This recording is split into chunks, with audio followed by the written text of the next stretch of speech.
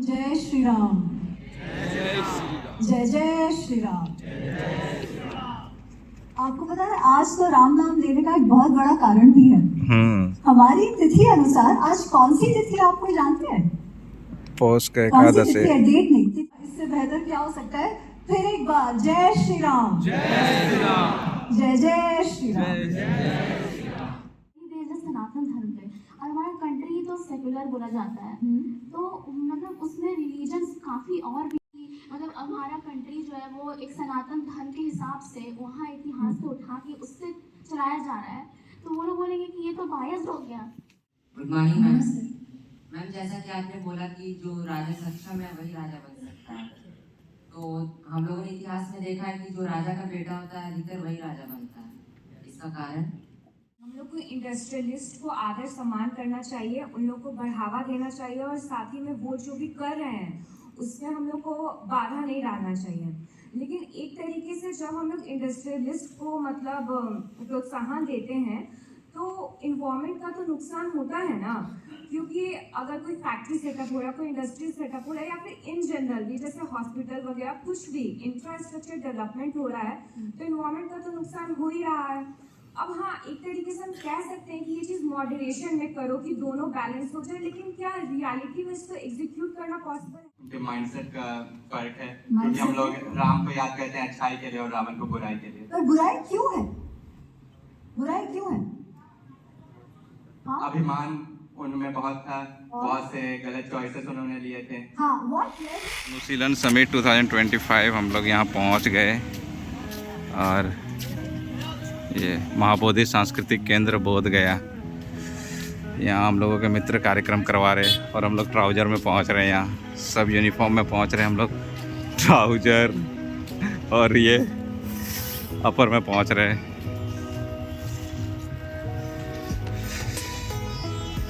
और हमारे मित्र कहाँ हैं पता नहीं। ये महाबोधि कल्चरल सेंटर।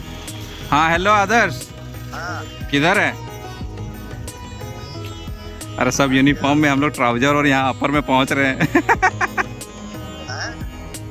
और बच्चा लोग यहाँ यूनिफॉर्म में, हम लोग ट्राउजर और अपर में पहुँच रहे हैं। तो वो बोल रहे थे कि सब रहेगा। अच्छा कोई बात नहीं, यहाँ वॉशरूम। ये आदर्श एकदम हीरो बन के, ये कैसा है भाई? चलो ये आदर्श। जाके अंदर। हाँ ये यहाँ इसके अंदर का दृश्य ये काफ़ी अच्छा है। ये सांस्कृतिक केंद्र माननीय मुख्यमंत्री बिहार नीतीश कुमार, महाबोधि कॉन्वेंशन केंद्र, क्या है, कन्वेंशन केंद्र। ये मैं वॉशरूम में आ गया कपड़े चेंज करने के लिए, क्योंकि सभी तो यूनिफॉर्म में आए और मैं ऐसे ही आ गया। अब चेंज कर लेता हूँ। और ये मैं फॉर्मल में हो गया तैयार। चलते हैं ऑडिटोरियम में। और मैं ये हो गया तैयार फॉर्मल में, और अब ऑडिटोरियम के अंदर जाएंगे। ये ऑडिटोरियम के बाहर में आज ये अमन और सुजीत खड़े हैं। हाँ जा रहे। ये आदर्श, ये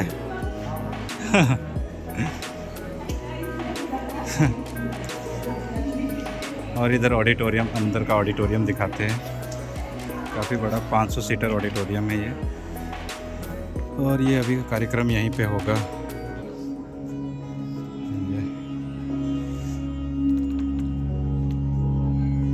फाइनली हम लोग पहुंच गए यहाँ। म्यूजिक सिस्टम भी यहाँ का काफ़ी अच्छा है, आवाज़ भी काफ़ी अच्छी आ रही है।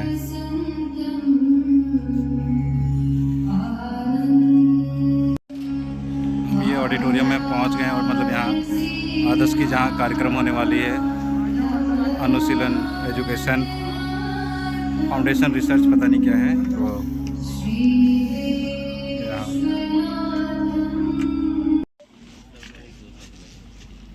यहाँ मुख्य अतिथि ये शायद है मेरे ख्याल से हिंदू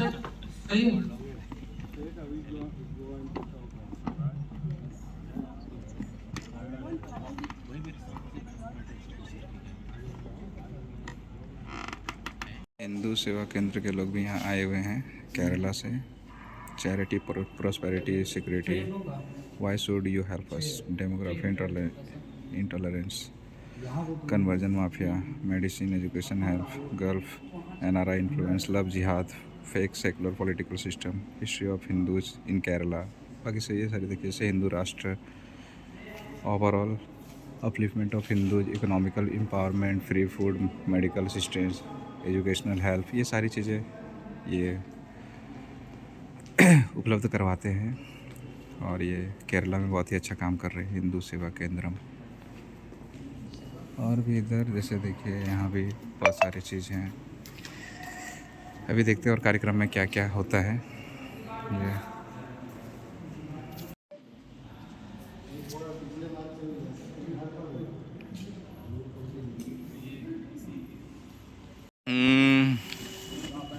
देखिए और भी अभी विद्यालय के विद्यार्थी आ रहे हैं। इधर चाय कॉफ़ी की व्यवस्था हो रही है। आदर्श सभी काम को देख रहा है। चलते हैं अंदर, अब अंदर ही जाकर बैठते हैं। ये सांस्कृतिक कार्यक्रम के लिए ये कल्चरल ऑडिटोरियम बहुत ही बढ़िया यहाँ बनाया गया है बिहार सरकार के द्वारा। और ये यहाँ से सभी की चेकिंग हो रही है और सब अंदर जा रहे हैं। अब अंदर चलते हैं। कार्यक्रम ऐसे तो 11 बजे शुरू होने वाला था। अभी टाइम है 11 बजने में, काफ़ी टाइम है, आधा घंटा लगभग है। तो चलते अंदर ही जाके बैठते हैं सबके साथ। अभी और बच्चे आ रहे हैं। लगभग पूरा ऑडिटोरियम जो है पूरा भर गया है। 500 सीटर है और लगभग 400 तो भर ही गए।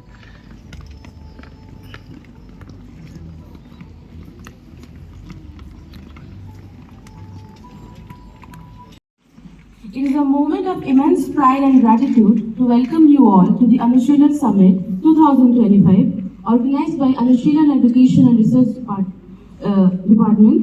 As we gather here at the historic Mahabodhi Cultural Center, we are reminded that education is not merely a tool for personal growth, but a transformative force capable of shaping civilizations. The theme of the summit, Vikshit Bharat 2047, Mission Purvodaya, is a clarion call to address the challenges of our region and harness the boundless potential within us. To achieve this, के लिए हमारे सभी speakers और steam guest ऊपर हैं।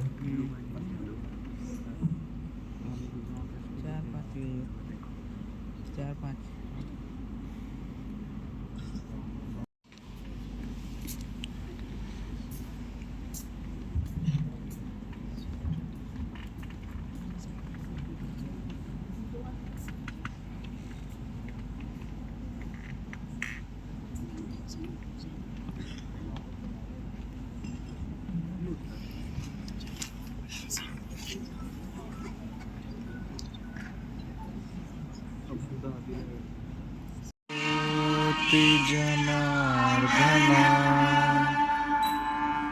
दीपो हरतु मे पापम,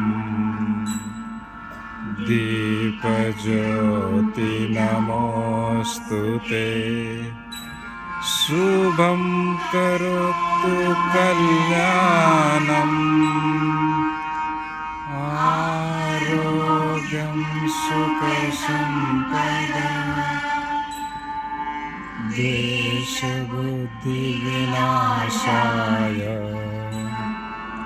आत्मज्योति। again, ma'am, the floor is all yours. जय श्री राम। जय जय श्री राम। आपको पता है आज तो राम नाम लेने का एक बहुत बड़ा कारण भी है। हमारी तिथि अनुसार आज कौन सी तिथि आप कोई जानते हैं? पौष का कौन सी एकादशी। तिथि है? डेट नहीं, तिथि कौन सी? क्या हुआ था?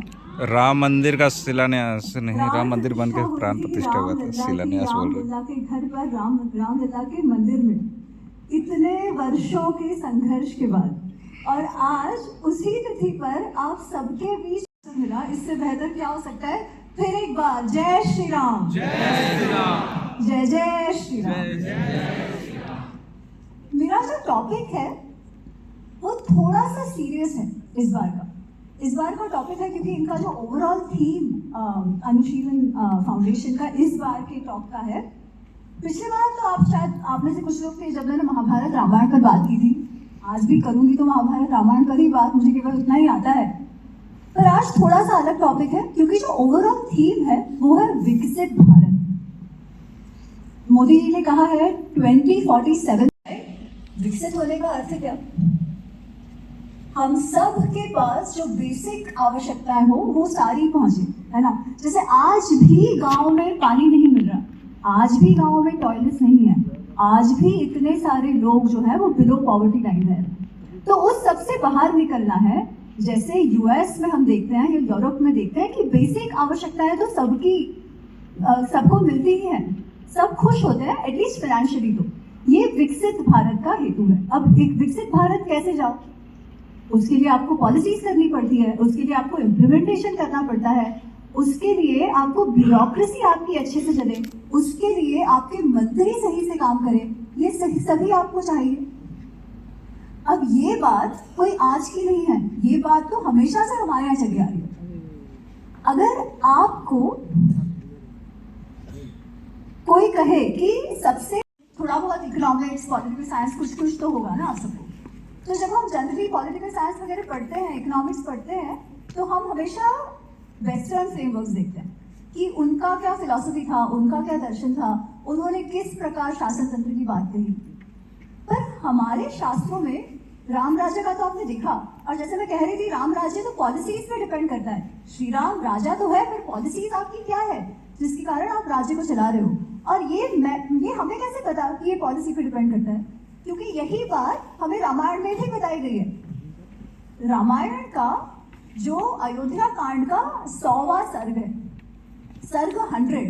आवश्यकता कैसी है, स्थिति कैसी है, उस अनुसार आपको कूटनीति का भी उपयोग करना ही पड़ता है। ऐसा भेजते हैं क्यों? क्योंकि वो चाहते हैं कि आपका जो कॉपर इंडस्ट्री है वो तहस नहस हो जाए, उसका वो बंद पड़ जाए। क्यों? क्योंकि चाइना से आप इंपोर्ट करते रहो, या आपके राष्ट्र में एग्रीकल्चर अच्छा ना हो, इसलिए बाहर से पैसे आते हैं ताकि आंदोलन चलते रहे और कुछ शांति ना हो, लोगों के बीच तनाव बढ़ता रहे, डिवाइड एंड रूल होता रहे। ये सब क्या है? ये साइको ऑप्स जो हम कहते हैं अभी, है ना, साइऑप्स जिसकी बात करते हैं, ये तभी भी होता था। ये ऐसा नहीं कि आज की बात है। तो जब वो तभी भी होता था या आज भी जो हो रहा है, उसको आप कैसे डील करोगे? मैम मेरा सवाल था कि अगर इतिहास में जो चीज़ घट चुकी है तो उन चीज़ों से हम आज, क्योंकि थाउजेंड्स ऑफ ईयर बहुत लंबा समय बीत चुका है, तो उन सब नीतियों को आज इम्प्लीमेंट करना सही होगा या उन्हें उनसे सीख कर इम्प्लीमेंट करना सही? आपको क्या लगता है? क्योंकि लोग और माइंडसेट बदल चुके हैं, तो मतलब डायरेक्ट इम्प्लीमेंटेशन सही नहीं रहेगा। तो डायरेक्ट इम्प्लीमेंटेशन की बात भी कौन कर रहा है? पर सीख तो आप सकते ही हो, क्योंकि आपको पता है क्या, जैसे अभी मैंने ये कहानी बताई, ये तो किसकी कहानी है? चूहे बिल्ली, उससे भी हम सीख रहे हैं। और क्या आज वो इतना ही रेलेवेंट है जब वो तब था? शायद आज और भी रेलेवेंट है, राइट? उसी प्रकार जो हमने टैक्सेशन की बात कही, जो सिक्योरिटी की बात कही, जो वेल्थ की बात कही, कि आपके जो वेल्थ क्रिएटर्स हैं उनका आपको सम्मान करना चाहिए, उनकी बढ़ोतरी होती रहे, वैसा करना चाहिए। उनके माइंडसेट का फर्क है, क्योंकि हम लोग राम को याद करते हैं अच्छाई के लिए और रावण को बुराई के लिए। पर बुराई क्यों है? बुराई क्यों है? हाँ? अभिमान उनमें बहुत था, बहुत से गलत चॉइसेस उन्होंने लिए थे। हाँ, what led him to take गलत choices? अभिमान, what else? Lack of self control. Lack of self control, right? Lack of self control, lust, स्त्रियों के प्रति असीमित उसका जो आकर्षण था, जो लस्ट था, राइट? जो अहंकार था कि कुछ नहीं हो सकता, जो क्रोध था कि भाई मुझे कैसे विभीषण बोल सकता है कि मैं नहीं रख सकता, है ना, वो सब ले डूबा रावण को। काम क्रोध लोभ मोह मद मात्सर्य, क्योंकि उसका स्वयं पर ही कंट्रोल नहीं था। जिसका स्वयं पर कंट्रोल ना हो वो राज्य का क्या कंट्रोल करेगा, राइट? और इसीलिए तो पूरे राज्य के इतने सारे लोगों का तहस नहस उससे कर किया, सोचो तो सही, किस लिए? एक स्त्री के लिए। और कोई कारण था क्या? रामचंद्र ने कुछ बुरा किया था क्या? वो दुश्मन थे? कुछ भी था नहीं, एक स्त्री के लिए। तो क्या आप चाहोगे रावण राज्य हो, रावण जैसा राजा हो, यही आप चाहोगे क्या? Thank you.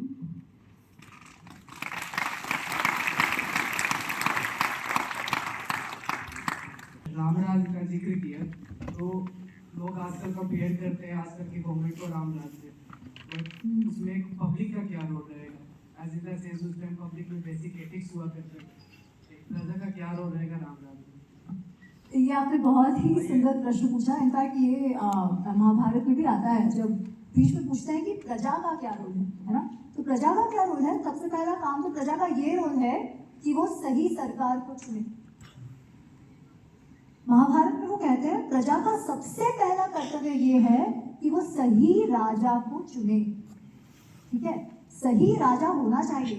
एक प्रजा का एक्सपेक्टेशन होना चाहिए अपने राजा से कि राजा ऐसा हो, और वो ऐसा राजा को चूज करे जिसमें उसे विश्वास हो, जो सत्य धर्मी हो, वगैरह वगैरह, ऑल ऑफ दैट। ठीक है, तो भले हमारे यहाँ राजा नहीं है पर इलेक्शंस तो है, तो इलेक्शन में वोट करना हमारा सबसे पहला कर्तव्य है और है ही। उसके बाद ही हम कह सकते हैं सरकार ने मार दी। ये उन्होंने भी कहा था, ये आज भी उतना ही सही है। सबसे पहले तो इलेक्शंस में वोट करना ही करना है, irrespective of whatever the result. उसके बाद प्रजा का ये कर्तव्य है कि वो टैक्स भरे जैसे उसे भरना चाहिए। जो राज्य का जो डेवलपमेंट है उसमें सहयोगी हो, जैसा भी होना चाहिए। और जो राजा है उसमें विश्वास रखे और उसका सपोर्ट करे, बस इतना है। अब आज के परिप्रेक्ष्य में आप देखो, अच्छे से काम कर रही हो तो कुछ पावरफुल पीपल जैसे जनरली मिलिट्री उस सरकार की सत्ता पलट देते हैं और खुद राज्य करने लगते हैं। जैसे म्यांमार में वो जनरली कहते हैं मिलिट्री टू। तो क्या हमारे इतिहास में कुछ ऐसे भी एग्जांपल्स हैं जब ऐसा हुआ हो और इन कंडीशंस को कैसे टैकल किया हो या कैसे इन्हें अवॉइड किया जाए राज्य में? देखो, राजा कैसे अवॉइड किया जाए उसके लिए तो है ये, ठीक है। उसके लिए जो हमें कहा जाता है, जो भीष्म कहते हैं कि धीरस्य स्पष्ट दंडस्य। जो राजा धैर्य रखता है, करेज रखता है, फॉर्टिट्यूड रखता है और स्पष्ट दंड है, उसका मतलब जो गलत है उसको दंड देने से कभी नहीं हिचकिचाता। जो सही है उसको अनुग्रहित करने से और जो दोषी है उसको दंड देने से कभी नहीं हिचकिचाता। और जिसका गुप्तचर नेटवर्क एकदम स्ट्रांग हो, जिसका कार्य कैसा हो कि लीक नहीं हो जाता, कि वो सरकार कुछ डिसीजन ले रही है उसके पहले ही सबको पता चल गया, सब साइड में बैठ के घूमने जा रहे हैं सारे पत्रकार, ऐसा नहीं। जो अपने डिसीजंस भी एकदम कॉन्फिडेंशियल रख सकते, वो अगर आप कर सकते हो, अगर आप में आपका राज्य का भरोसा है, मतलब आपकी जो प्रजा है वो आप पर भरोसा रखती है और आपको प्रेम भी करती है और आपसे डर के भी रहती है, तो स्पष्ट दंड है, तो आप आपके विरुद्ध जो चल रहा है उसको टैकल कर पाओगे। सॉरी, आपको क्या प्रश्न था?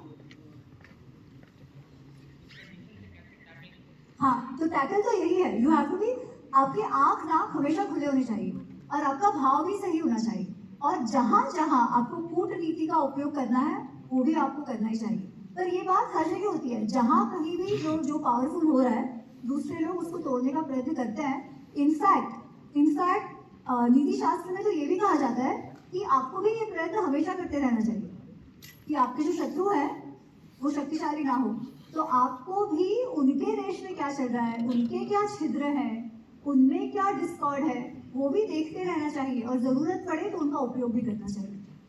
तो इट वर्क्स बोथ वेज। यहाँ पे एक प्रश्न था, है ना? हाँ, यहाँ पे प्रश्न। हमारे देश में पीएम, डीएम, आईपीएस सब कुछ है, तभी रेप क्राइम सब होते हैं, इससे क्यों नहीं पूरा स्टॉप हो जाना चाहिए?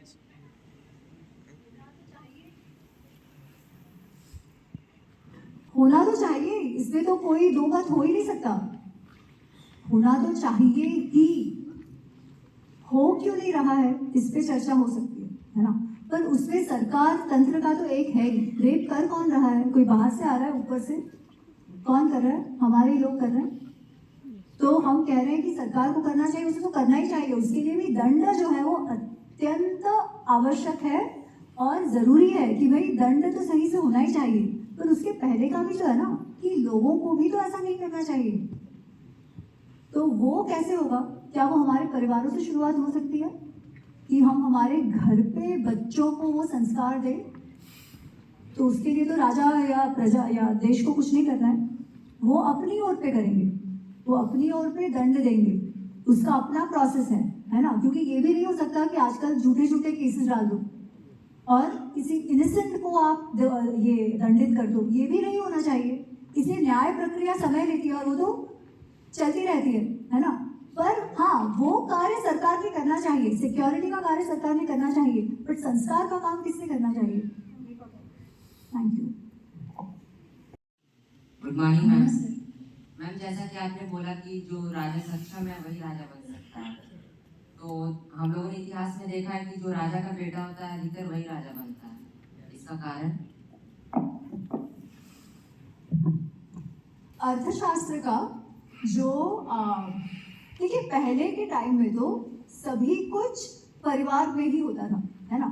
अगर एक डॉक्टर है तो डॉक्टर का ही बेटा डॉक्टर बनेगा, अगर कोई आर्किटेक्ट है तो उसी के बेटा आर्किटेक्ट बनेगा, क्योंकि वो जो कुछ आपकी स्किल्स है ना वो बढ़ती ही जाती थी। वो जो ज्ञान जो होता था वो एक जनरेशन से दूसरे जनरेशन को जाया करता था।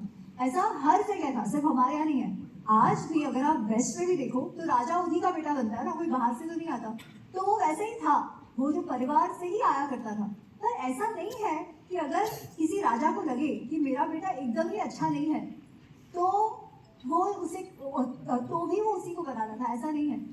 सबसे बेस्ट एग्जाम्पल तो भरत का ही है ना। राजा भरत जो थे उनको अपने जो पहले 9 बच्चे थे उनको कोई भी पसंद नहीं था, कोई भी उनको लगा कि ठीक नहीं था।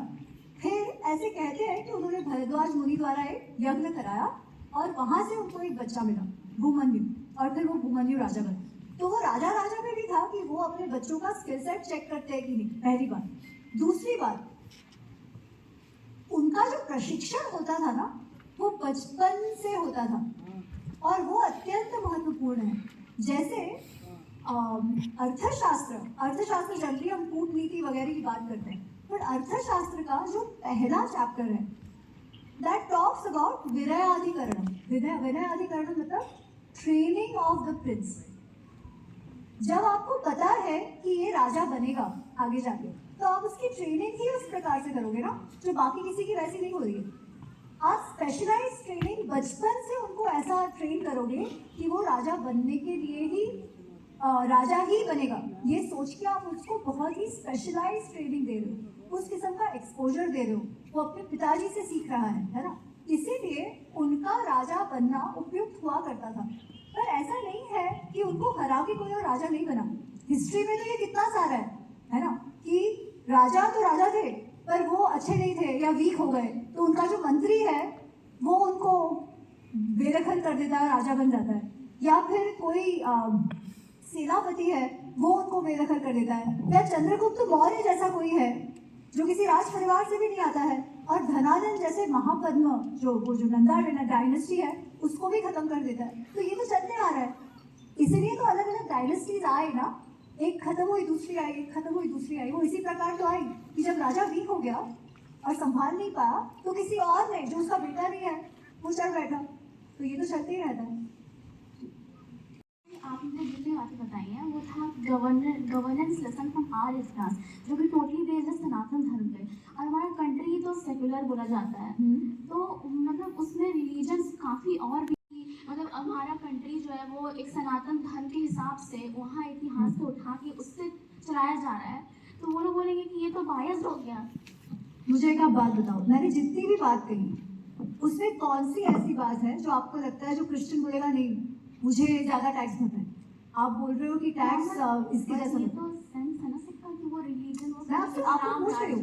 तो वही वर्ड ही से वो लोग ऑफेंड हो जाएंगे। बट राम राज्य क्यों? राम राज्य, मैं ये कह रही हूँ, राम राज्य आइडियल हम मानते हैं। क्यों मानते हैं? क्योंकि वो एक सुखी समृद्ध राज्य है, ठीक है। अब हम क्या बात कर रहे हैं? Governance frameworks. इसीलिए मैंने राम राज्य से शुरुआत की और मैंने कहा वो केवल राम राज्य में ऐसा नहीं है, वो फिलॉसफी क्या है उसका बहुत अलग अलग अलग शास्त्रों में बहुत बार वर्णन हुआ है। वो ओवरऑल थॉट प्रोसेस क्या है? अभी जो ओवरऑल थॉट प्रोसेस है, इसमें अगर कोई बेवकूफ है और कहे कि अरे ये तो तुम्हारे पुस्तक का है, उस बेवकूफी का तो कुछ नहीं कर सकते, उसको तो आपको इग्नोर ही करना पड़ेगा। पर वेरी थॉटफुली जब हम कहते हैं कि ये सनातन धर्म से आया, क्या सनातन धर्म से आया? 100% सनातन धर्म से आया है, उसमें तो कोई दो राय ही नहीं हो सकती, है ना? पर जितनी भी मैंने बात कही वो क्या आज के कॉन्टेक्स्ट में, जिसे आप सेक्युलर कहते हो, क्या वो है? क्या वो सेक्युलर है? इसमें कोई भी बात ऐसी हुई कि नहीं हिंदू धर्म में मानता होगा, श्री राम की पूजा करता होगा तो उसमें ये लॉ अप्लाई होगा, जो उसमें नहीं मानता होगा उसमें कोई और लॉ अप्लाई होगा। ऐसा कुछ भी हमने बात कही अब तक? कुछ कुछ ऐसे हो सकते हैं, ठीक है, कुछ कुछ 100% ऐसे हो सकते हैं और है भी, पर क्या सब ऐसे है? नहीं। दूसरी बात, हम सनातन धर्म की बात कर रहे हैं क्योंकि वह इतिहास, टॉपिक मेरा इतिहास है तो मैंने उसकी बात की, पर इसका अर्थ क्या ये है कि बाहर का कुछ अच्छा हो तो हमें नहीं लेना चाहिए? ऑब्वियसली है। हमारे ऋग्वेद में दिया गया है कि जहां जहां से अच्छा आता है ना, जहां जहां से भी आप सीख सको, आनो भद्रा कृत्वो यंतु विश्वतः, पूरे विश्व भर से जो जो अच्छा है, जो जो शुभ है, जो आपके लाभकारक, जो आपको लाभकारक है, जो फायदेमंद है, वो हमें लेना ही चाहिए, भले वो कहीं से भी आए। इसके लिए कालिदास का भी एक है, वो पोएट्री के लिए कह रहे हैं, पर वो कह रहे हैं कि केवल वो पुराना है इसीलिए वो बुरा है, या केवल कुछ नया है इसीलिए वो अच्छा है, ऐसा नहीं है। सेम, केवल वो पुराना है इसीलिए वो बहुत अच्छा है, या वो नया है इसलिए बुरा है, ऐसी मान्यताएं नहीं हो सकती। एक बुद्धिमान व्यक्ति कौन होता है? एक विद्वान व्यक्ति कौन होता है? परीक्षा अंतरः, जो परीक्षा करके अपनी विवेक बुद्धि से सोच समझकर परीक्षा करके असेसमेंट करके ये देखे कि क्या ये सही है कि नहीं है, क्या आज के लिए उपयुक्त है कि नहीं है, वो चीज़ को इम्प्लीमेंट करता है। वही हमें करना चाहिए, है ना? हम सनातन धर्म की बात इसलिए कह रहे हैं क्योंकि इतने सारे वर्षों में हमारी ये जो ज्ञान धरोहर है उसे इग्नोर किया गया है, ठीक है? ऐसा भी नहीं कि उसने कुछ सीखा नहीं है, कितने सारे लोग इसे सीखते हैं, उसे क्रेडिट भी दे देते, सब कुछ है। पर आज जब हम केवल और केवल सिर्फ वेस्टर्न फ्रेमवर्क्स पढ़ रहे हैं, उनकी अपनी एक दृष्टि है ना, उनका अपना एक समाज रहा है, अब वो पढ़ रहे हैं और उससे सॉल्यूशंस जो है वो ऑप्टिमम हमारे लिए नहीं आ रहे हैं, अभी भी प्रॉब्लम्स है ना? तो हम लोग को इंडस्ट्रियलिस्ट को आदर सम्मान करना चाहिए, उन लोग को बढ़ावा देना चाहिए और साथ ही में वो जो भी कर रहे हैं उसमें हम लोग को बाधा नहीं डालना चाहिए। लेकिन एक तरीके से जब हम लोग इंडस्ट्रियलिस्ट को मतलब प्रोत्साहन देते हैं तो इन्वायरमेंट का तो नुकसान होता है ना, क्योंकि अगर कोई फैक्ट्री सेटअप हो रहा है, कोई इंडस्ट्री सेटअप हो रहा है, या फिर इन जनरल भी जैसे हॉस्पिटल वगैरह कुछ भी इंफ्रास्ट्रक्चर डेवलपमेंट हो रहा है तो इन्वायरमेंट का तो नुकसान हो ही रहा है। अब हाँ, एक तरीके से हम कह सकते हैं कि ये चीज़ मॉडरेशन में करो कि दोनों बैलेंस हो जाए, लेकिन क्या रियलिटी में इसको एग्जीक्यूट करना पॉसिबल है? क्योंकि हम लोग अपने देश में देख रहे हैं कि दिल्ली जो है वो सबसे ज़्यादा पॉल्यूटेड जगह है, लेकिन सबसे ज़्यादा डेवलपमेंट भी तो वहीं है। तो राम राज्य के हिसाब से आजकल के एरा में इसका क्या सॉल्यूशन हो? देखो, दिल्ली का जो पोल्यूशन है ना वो डेवलपमेंट के कारण नहीं है। दिल्ली का पोल्यूशन किसके कारण आप जानते हो? जो पराली वहाँ जला रहे हैं उसके कारण है। वो आराम से बंद हो सकता है, वो पॉलिटिक्स के कारण नहीं है, उसमें डेवलपमेंट का कुछ लेना देना नहीं। मुझे एक बात बताओ, आज आप यहाँ स्वेटर पहनते हो, कपड़े पहने हो, एसी घर पे होगा आपके, स्कूल में जाते हो, ये इतनी सारी लाइट्स हैं, ये कैसे चलेंगी? गाड़ी में आते हो, पेट्रोल लगता है, क्या आप कुछ भी छोड़ने को तैयार हो? कोई भी सुविधा? अगर आप तो नहीं छोड़ सकते तो इंडस्ट्रियलिस्ट को क्यों बदनाम कर रहे हो? तो ज्यादातर तो उन्हीं लोग की तरफ से होता है, या हम लोग एज ए इंडिविजुअल क्या कर रहे हैं? अगर आप वो यूज नहीं करोगे तो क्या उनको फायदा होगा? सिंपल सी बात। वो क्यों बना रहे हैं? क्योंकि मार्केट है, मार्केट है मतलब लेने वाले हैं, खरीदने वाले हैं, है ना? अब क्या वो वस्तुओं की आवश्यकता है, इसलिए लोग ले रहे हैं, इसलिए वो बना रहे हैं, इसलिए उनको पैसा मिल रहा है। सरकार को क्या करना चाहिए? ऑफकोर्स ये तो देखना ही चाहिए कि जितना वो नेचर का उपभोग कर रहे हैं क्या उतना ही वापस दे रहे हैं क्या, है ना? अगर आप पेड़ तोड़ते हो तो क्या कहीं और रिफॉरेस्टेशन करा रहे हो क्या? अगर आप एक ओर से ले रहे हो तो दूसरी ओर वो बढ़ता जाए, ऐसे कुछ कर रहे हो क्या? अगर आप माइनिंग कर रहे हो, है ना, अब माइनिंग में तो आपको लेना ही पड़ेगा, पर आप माइनिंग कैसा कर रहे हो कि वो पूर्णतः नष्ट हो जाए या आवश्यकता अनुसार लेते हो? ये सब जो रेगुलेशन है ये सरकार को करना चाहिए, है ना, पर उसके बजाय इंडस्ट्रियलिस्ट को बदनाम करने का क्या फायदा है? हम सब आज सारी सुविधाएं उपयोग कर रहे हैं, है ना, हम सबको बेस्ट की बेस्ट सुविधाएं चाहिए, फिर इंडस्ट्रियलिस्ट को क्यों बदनाम करो? वो तो हमको चाहिए, वो दे रहे हैं, अगर हम यूज करना बंद कर देंगे तो वो कर देंगे। बट द थिंग इज हम टेक्नोलॉजी में पीछे नहीं जा सकते, वो तो जो वो है, ठीक है, पर उसका उपयोग कैसे करें और वापस कैसे दें, ये महत्वपूर्ण है, वो कि आज की बात नहीं है क्या? We have a last question for this session. नमस्ते मैम, पूरे विश्व में इतने सारे देश है, सब पर सारे लगभग देश में हिंदुओं पर ही अत्याचार क्यों किया जाता है? हिंदू इतने सॉफ्ट होते हैं और उन्हीं को टारगेट क्यों किया जाता है? जैसे कि हम ले सकते हैं कनाडा और बांग्लादेश, बांग्लादेश ने तो हद ही पार कर दी। मुझे एक बात बताओ, बलि किसकी चढ़ती है? बकरी की। आपने कभी शेर की बलि चढ़ते देखा है? No ma'am. हाँ, तो अगर आप बकरी बन के रहोगे तो क्या होगा? बलि चढ़ेगा। शेर बनो।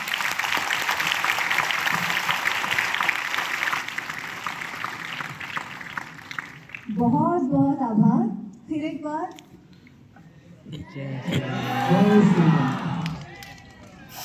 सर हम किससे? सर जी एक बात बोलूं, हम दुनिया भर को पोस्ट सकते हैं, हमारे घर से शुरू कर लेते, आज भी कर सकते हैं, ठीक है?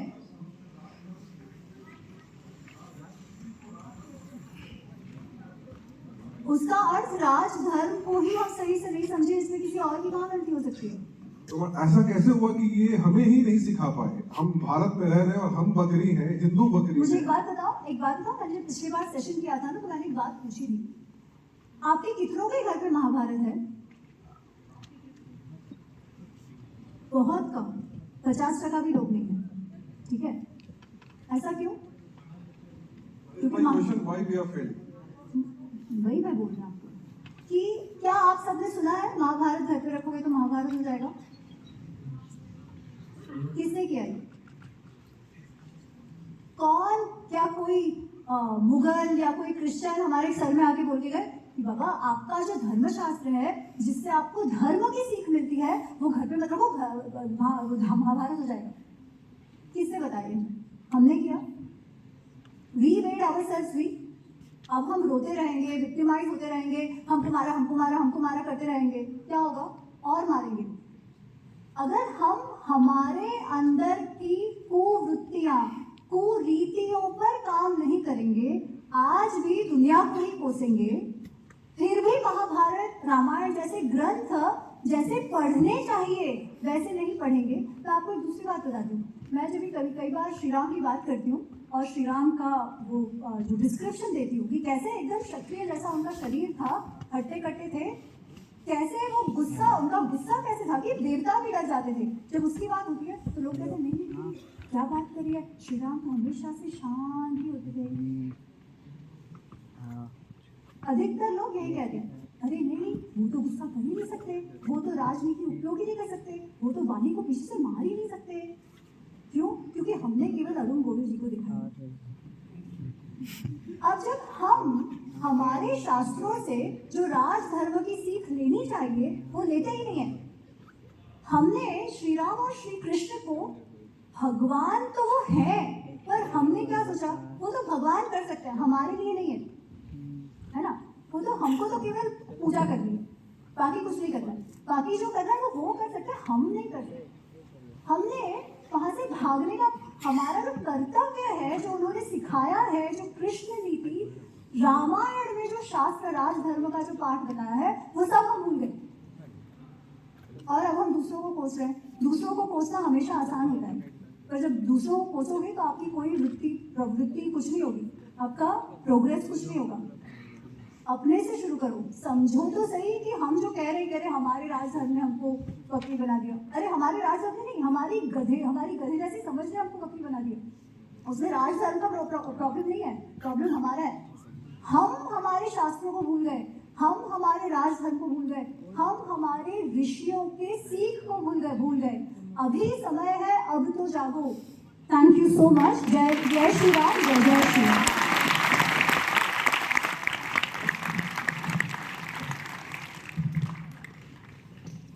It's always an awe at how Ami ma'am always comes on stage, takes out our Itihas and our Indic knowledge system, dust off the dust, and make it relevant.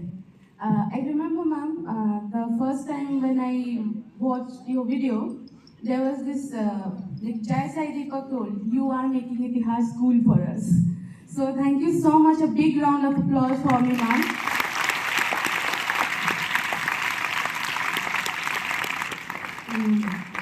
So participants. अब सभी कोई lunch के लिए जा रहे हैं। ये And I would request all ये यहाँ इतने सारे लोग अभी आए इस कार्यक्रम में।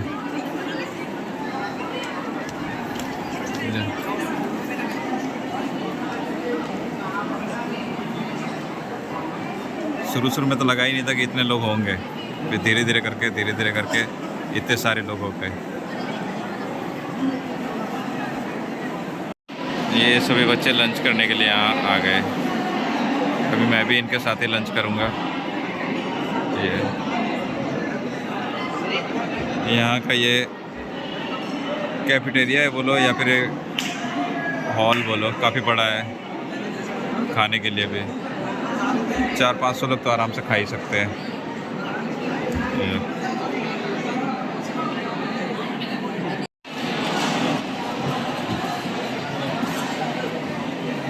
ये यहाँ सभी लंच कर रहे हैं। अभी हम लोग भी लंच ले रहे हैं। ये और इधर सभी बच्चे लंच कर रहे हैं।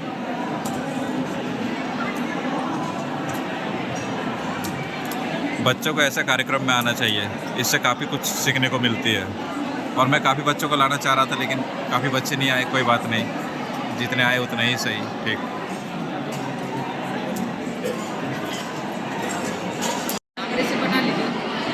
ये अब हम लंच लेके आ गए, अब लंच करेंगे। ये मेरे साथ सुजीत और ये अमन और इधर मैं और इधर बाकी सारे विद्यालय के विद्यार्थी जो यहाँ आए हुए हैं कार्यक्रम में। कैसा लगा यहाँ आके? बहुत बढ़िया लगा। सभी को एक्सपीरियंस करना चाहिए, हर बार कुछ नया नया। हाँ, आवाज़ लग रहा नहीं सुनाई दिया होगा तुम्हारा। बोल रहा था कि बहुत अच्छा लगा, सभी को ऐसे जगहों में आके ऐसा एक्सपीरियंस लेना चाहिए। और अगर टीचर बोले कि चलो तो बच्चों को आना चाहिए। हाँ, है कि नहीं?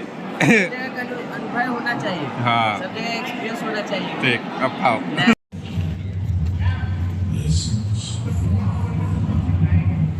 ये अब वापस से लंच के बाद सब अंदर आ रहे हैं। फिर से कार्यक्रम है 2 घंटे का। उसके बाद कार्यक्रम ख़त्म होगा, फिर धीरे धीरे हम लोग चले जाएंगे।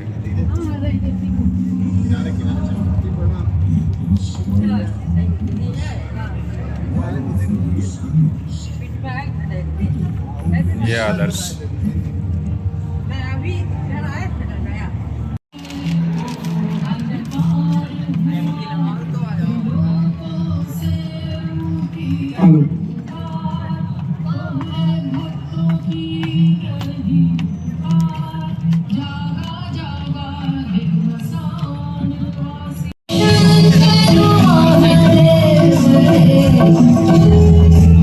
कौन ऐसा भारतीय होगा जो अपने जीवन में एक बार काशी और मां गंगा के दर्शन और स्नान करने का अवसर न अपने मन में समेटे हुए, उस प्रकार की सुविधा देना, उस प्रकार का स्वरूप भी देना। और मुझे लगता है कि प्रधानमंत्री मोदी जी के आने के बाद ये संभव हो पाया है। इस जटिल परियोजना की कहानी Caste, Crime and Politics in Bihar, an engineering graduate from DIT Mesra, Ranchi, and an MBA from Excel RI Jamshedpur. He is in various corporate leadership roles and has been moving to the hinterlands of Chhattisgarh, where he worked with the then Chief Minister Dr. Raman Singh on developmental issues. and currently he is the convener of election management for BJP Jharkhand. He also runs a social initiative called Kartavya Path to teach mathematics to underprivileged children and is a visiting faculty at several institutes including the Indian Institutes of Management. Dr. Mrityunjay Guha Majumdar, he is an academic and researcher with a background in quantum mechanics and political philosophy. He has been associated with institutes such as the IISc, TIFR, University of Cambridge and Howard University. I'm guessing you have done your PhD from University of Cambridge. And he has recently also come out with a fascinating book titled Shiva to Schrodinger, Unraveling Cosmic Secrets with Triga-Shaivism and Quantum Insights. The last panelist, Surya Sarthi Roy sir, he works as an IT professional in supply chains. He is the Director of Operations of IHAR Northern India and a life member and researcher for Intact New Delhi. He is also an associated member of ICOMOS India, affiliated with the UNESCO, and is an author who works on cultural heritage and Indic history researcher. So, pleasure having you all for this session, sir. मैं उनको बताना चाहता हूं, जो वक्ता यहाँ आए वो could be our respected Mr. Conrad Els, who is an institution in himself. मुझे नहीं लगता है कि कोनराड एल्स जी से बड़ा स्कॉलर आज की डेट में इस पूरे धरती में आपको मिलेगा. इसलिए कोनराड एल्स जी आपका we welcome you to this land of Buddha, sir. We are very grateful that you could make time, and at this age, इस आयु में भी जिस प्रकार के अद्भुत विवेक का परिचय लगातार कोनराड जी देते रहते हैं, हम सबके लिए सौभाग्य का विषय है कि लगातार आपका आशीर्वाद हमको मिलता रहा. प्रोफेसर कौशिक गंगोपाध्याय जी, अमी जी बैठी है यहाँ पे, who is a scholar for excellence. अमी गंतारा जी सोशल मीडिया पे एक बहुत ही लोकप्रिय नाम है. आप ट्विटर पे जाएंगे या सोशल मीडिया पे कहीं भी जाएंगे, इनकी चर्चा, इनके पॉडकास्ट और इनकी पुस्तकें जो वास्तव में वर्तमान पीढ़ी को रामायण और महाभारत से उनके अलग अलग पक्ष से परिचय कराने का काम किया. अमी गंतारा जी, आपका भी स्वागत है बिहार की धरती. पंकज जी यहाँ पे आए हैं और बहुत सारे इंस्टीट्यूशंस जैसे राष्ट्रम, अभी एक कल्चरल हेरिटेज का थिंक टैंक चला रहे हैं आप. It's a great opportunity. और मैं समझता हूँ, चूंकि मैं बिहार का रहने वाला हूँ और बिहार का रहने के नाते मुझे इस बात से मैं पूर्णतः अवगत हूँ कि कितने अनेकों प्रकार की चुनौतियों का सामना हर्षवर्धन आपने और आपकी टीम ने किया होगा इस कार्यक्रम को जमीन पर उतारने के लिए. इसलिए आपका हृदय से आभार.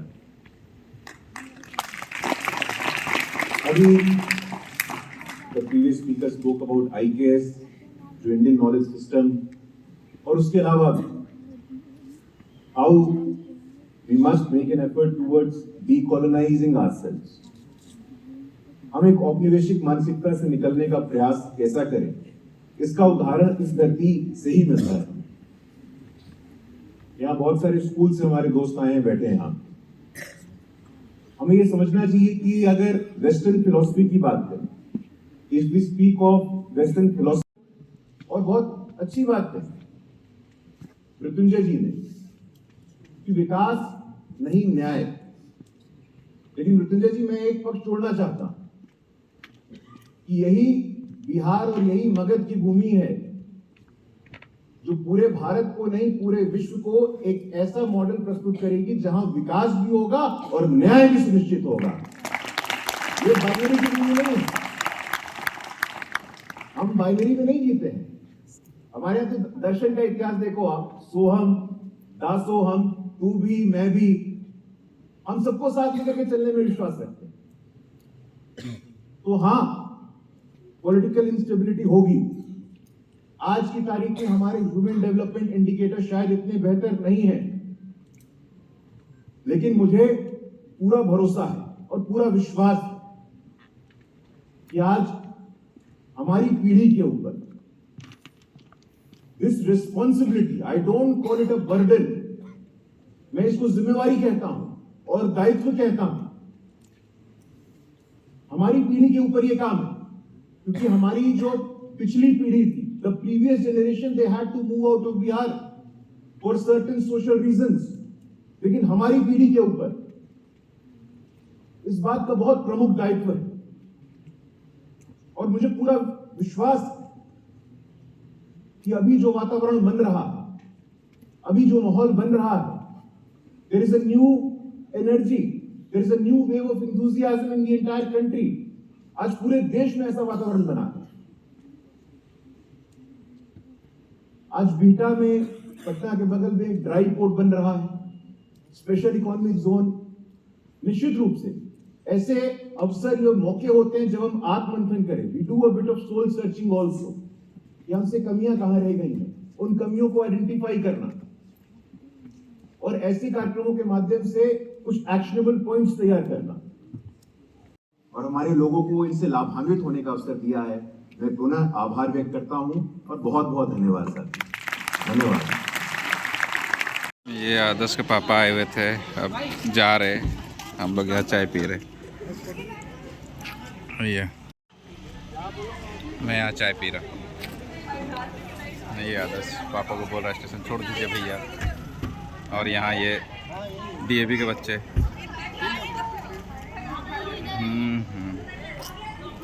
ये महाबोधि सांस्कृतिक केंद्र बोध गया, यहीं पे अभी ये कार्यक्रम हो रहा था जहाँ मैं बच्चों को लेकर आया था। अब जा रहा मैं यहाँ से।